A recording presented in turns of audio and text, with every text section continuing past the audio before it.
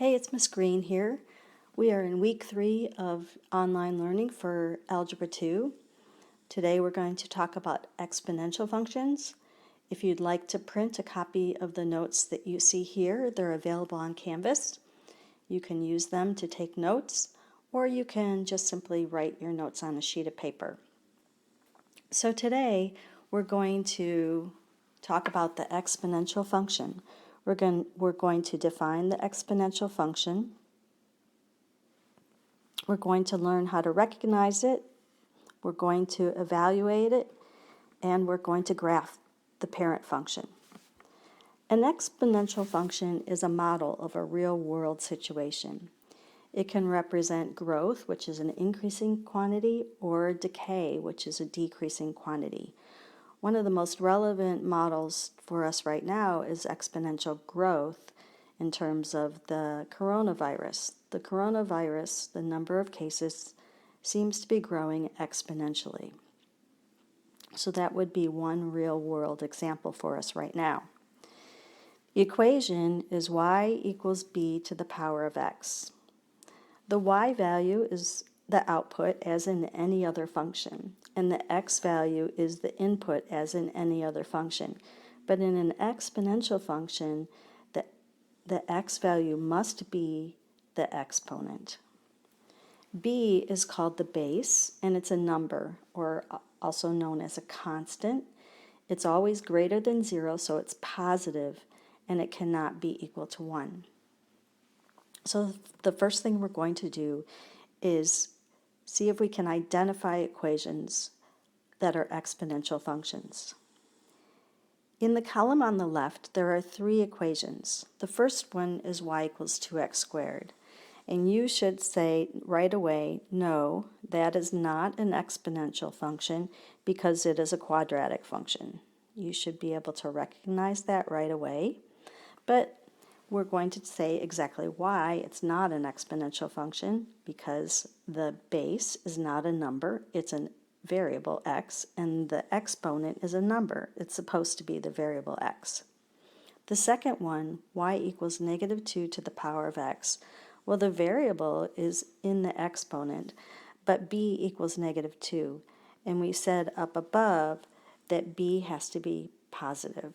So this is no, it is not an exponential function. The third one, y equals 1 to the power of 2x, well, it doesn't matter. If it's multiplied by 2, the variable is still in the exponent, but b equals 1. And for an exponential growth or an exponential decay, b cannot equal 1, so no, that is not an exponential function. In the column on the right, we have y equals 2 to the power of x. The variable is in the place of the exponent, and b equals 2, which is positive and not equal to 1, so yes, that is an exponential function. Y equals 2 to the power of negative x. Well, b is 2, so that's good. The base is correct.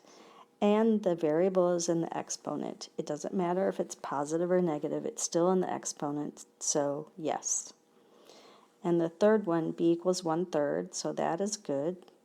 And the variable is in the place of the exponent. It doesn't matter if anything's being added or subtracted or multiplied or divided to it, it's still in the exponent, so this is an exponential function. So the 3 on the right are exponential functions, and the 3 in the left are not. In this section, we're going to evaluate exponential functions. And all that means is, what's the value of y given a certain value of x? So the first one, number 1, all we're going to do to evaluate that is substitute 2 wherever you see x. So that would be a 2 there. So the value of the function when x equals 2 is 3 squared, which is 9. Number 2, evaluate this function when x equals 2. So you do the same exact thing. Wherever you see an x, you substitute with x equals 2. This, when you raise a number to a negative power, it's the same as the reciprocal. raised to a positive power. So this would be 1 over 16. Okay. Evaluate this function when x equals 3 halves. So now we have f of 3 halves equals 25 to the power of 3 halves. Now we have a number being raised to a rational exponent. And you should recall the rule, when you have a rational exponent, you can rewrite it as a radical expression. And there's your rule.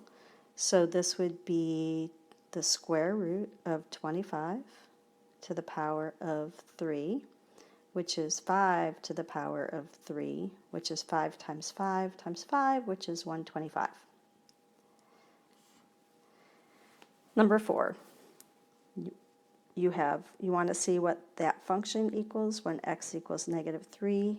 So we have 1/2 to the power of -3. When you raise anything to a negative power, you can take the reciprocal and raise it to a positive power. So that's 2 cubed, which is 8, over 3 cubed, which is 1. So the answer to this problem is 8. Okay, now let's graph the parent functions. On the left, you see the growth function, y equals 2 to the power of x. And they have, let's make this a little bigger, they have already filled in the table for us. So let's examine what's going on in the table. So think of x could be time or some increment. So every time we have an iteration, x increases by 1. So we're adding 1 every single time. But the y value, this is plus 1. But the y value is not increasing by plus 1, or it's increasing by a factor of 2. So when you take 1/4 to get to 1/2, you're multiplying by 2. And 1/2 times 2 is 1. And 1 times 2 is 2. And 2 times 2 is 4. And 4 times 2 is 8. That's because whenever you increase this exponent by 1, let's say you have 2 cubed, that is 2 times 2 times 2. So when your b value is greater than 1, you get growth because you're multiplying every single iteration. You're multiplying the y value by 2, or by that b value. So the b value is called the multiplier. So if we just sketch the graph, you will see that it'll be increasing and it will look like a growth function. So let's see, we're just going to eyeball it here. We have -2 and 1/4, which would be right about there. We have -1 and 1/2, and then you have 0, 1, and then 1, 2, and then 3, 4. So your growth function is going to look something like that, where it starts off pretty flat and then it shoots up and it increases pretty fast. So this is y equals 2 to the power of x. For the decay function, let's talk about this orange box first. Okay, so let's look at this orange box. The reason I have these 2 points in an orange box is because they are key points.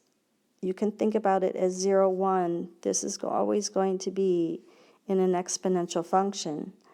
And 1 and the base is 2. So these 2 key points, 0, 1, and 1 base, in this case the base is 2, are key points in the exponential growth function.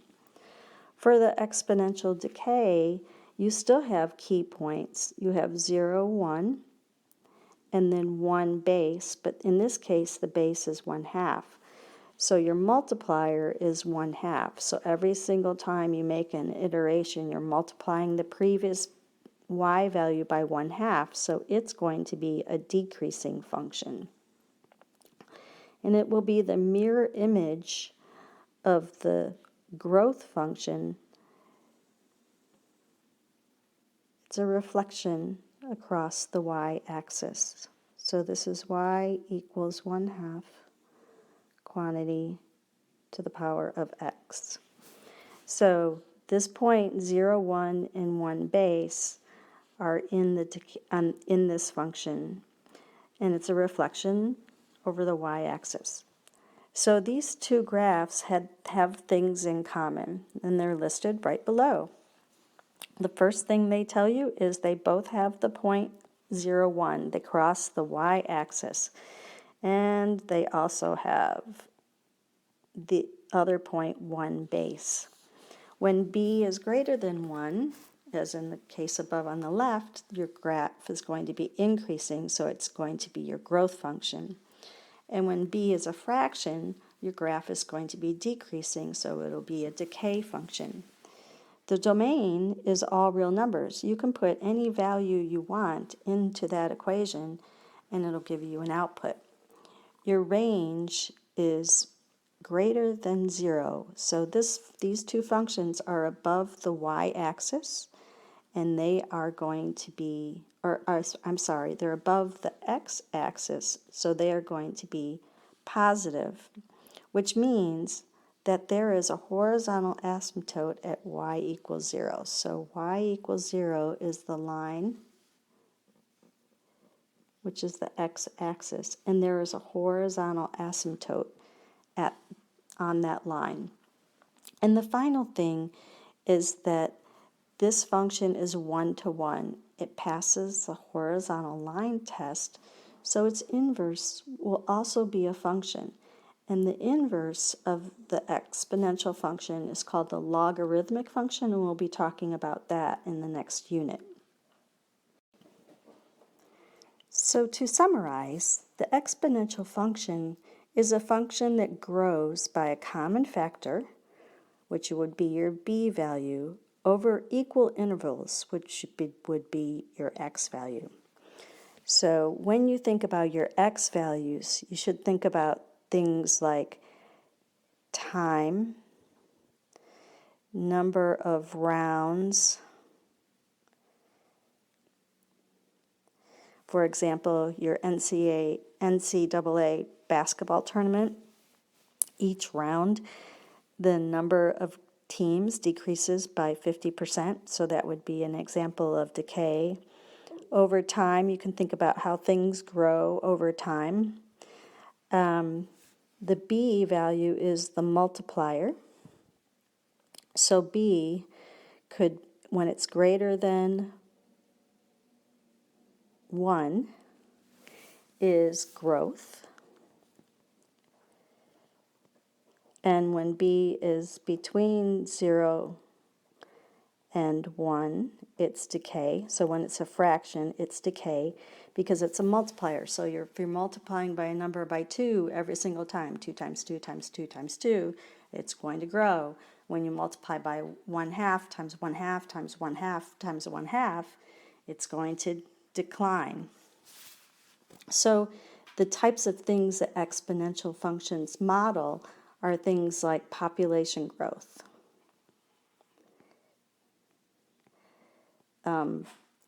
compound interest for money. You could think of half-life in, I guess it's physics, where things decay over time. You can think of the, like weight, like the amount of the number of grams of something. You could think of the quantity of a drug in your system or the quantity of caffeine in your system after you drink a cup of coffee and how it declines over time.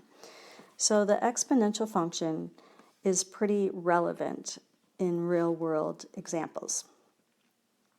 So at the end of this lesson, there is a practice assignment for you to complete. So make sure you do that and before going on to the next part of this unit. Have a great day. Miss y'all.